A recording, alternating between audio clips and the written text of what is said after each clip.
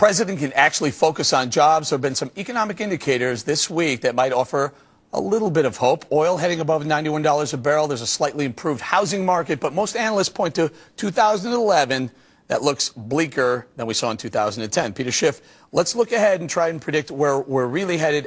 We left it off in the last segment where I said if Mr. Obama, now that he's pushed taxes back a couple of years, starts attacking the deficit, I don't know, not too bad, Peter.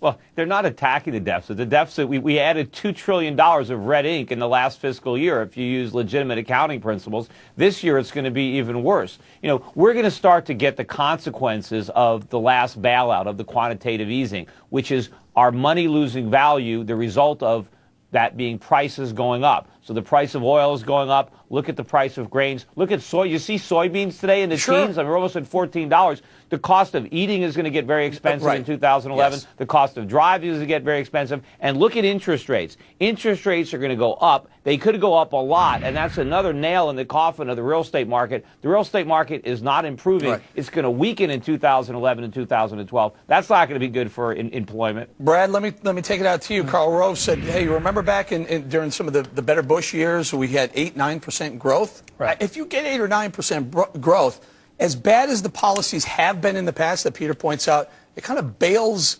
them out going forward. It does, but 8 or 9% growth, it was in a different economy and in a different era. We haven't seen these debt levels in the United States ever. I mean, but does debt stifle growth? You guys are blaming a lack of growth on the debt. Well, how, Peter? How does debt stifle growth? Because we have to pay it back. We have to service it. I mean, you're looking at consumers. If we're spending all this money, but you're still looking at the cost side. You're not talking about the growth side. What we didn't borrow the money. Debt have to do with growth? If the economy, if it's generating because assets and wealth, it's growing. Because what happened was, in order to get GDP, we borrowed from the future. We borrowed money and we spent it. So the consequence, we had higher GDP in the present at the expense of lower GDP because we have to pay it back with interest. You see, if we had borrowed the money to build factories so that we can produce things, that would be one thing. But we borrowed money and we spent it. There are different types of growth. As we spent the money, absolutely we counted agree as with GDP. you. Now we've got to pay it back. There's manufacturing growth and there's intellectual property growth. We seem to be going up the ladder route, which may or may not be the right thing. Curtis, are things getting better? What do you think? What's your feeling? I'm listening to Peter. I'm thinking it's rapture, past the ammunition. It's Armageddon. You're telling me I'm forever blowing bubbles. I'm thinking we're never going to be able to escape this. I happen to be an optimist.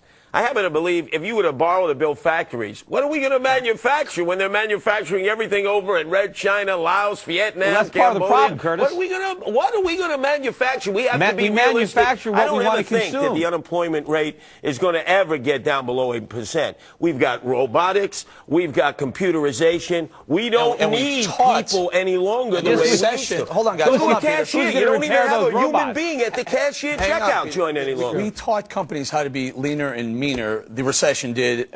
So maybe Curtis is right. We'll never see anything under 8% on it. Well, I think things are going to get better, and I think I'm going to get a present for our guest here, and that's going to be salt and pepper, because he's going to need to put them on those words. You'll be eating those words. The economy is going to change. It's going to go up.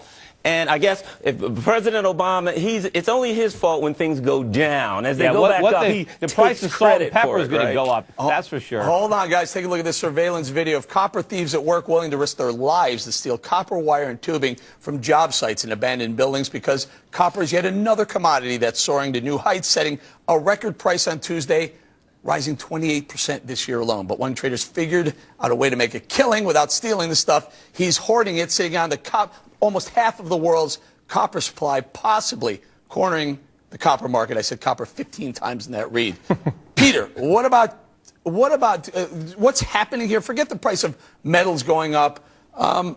Price of everything's going up. I get it, but can it continue to go up if the economy's not allowing it to go up? Well, absolutely, because governments are destroying the value of their currency, so you have to hold something. If you have savings and you want to preserve it, and you can't hold euros, and you can't hold yen, and you can't hold dollars, you're going to hold gold, you're going to hold copper, you're going to hold silver, nickel, zinc. You're going to hold whatever will store its value. And the more quantitative easing we have, the longer we have 0% interest rates, the more money central banks are printing, the more demand there's going to be for these metals. And yes, people are going to start cornering the markets. And then people who want to use these products are going to pay through the nose to get them. And as copper goes up, Curtis, I'm going to take it to you. There are people risking their lives to pull wire out of abandoned homes. Just Oh, we've seen that before. In my lifetime, it's been twice before. There was the time when the copper coil was the way to prevent creating new babies. Remember, it was the IUD of the future. Then it was banned. Then all of a sudden the price of copper went down because everybody wanted a copper coil. Then remember, it was very trendy to have the copper bracelet. Everybody had to have a copper bracelet. Take it off, you turn green. You don't see anyone with a copper bracelet any longer. It's Red China and India that's gobbling up all the copper because they're the economic engines. They're building the factories. They need the new wire. They need all the modern technological abilities to compete as a first world country. Really, Brad, you and I have traded together for years. It really is a great indicator of economic activity. When copper prices go up, people, not because they're stealing it, not because they're risking their lives stealing it, because people are building. China's building. India's building.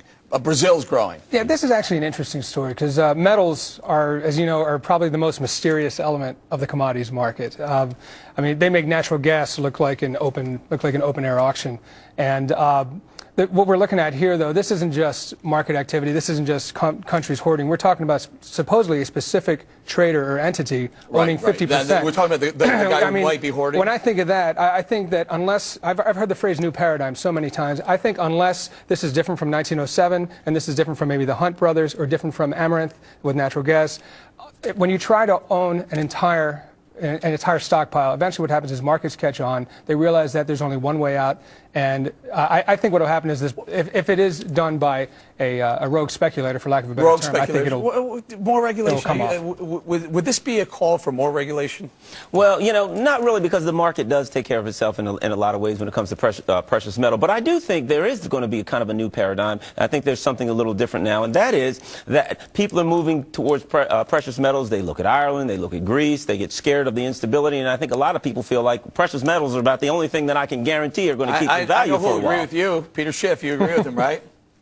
Well, it's not just uncertainty or political uncertainty. I think it's the fact that we understand how the governments are going to try to solve these problems. We're certain they're going to keep printing money. They're not going to rein in government spending. They're going to do what's politically expedient, which is pretend that you can deliver tax cuts without spending cuts, and you can pay for the difference with quantitative easing or whatever they want to call it. And the cat is out of the bag, and the world is waking up to this scam. They don't want these fiat currencies, and they want real stuff. All right. And, you know, it's not a question of copper prices rising or oil prices rising. It's money losing value. That's all this is showing you.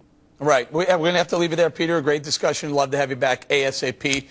Peter Schiff from Euro Pacific Capital. Up next, the Corruption Matrix, a daily roundup of corruption stories that we find from around the globe. We follow the money in a few.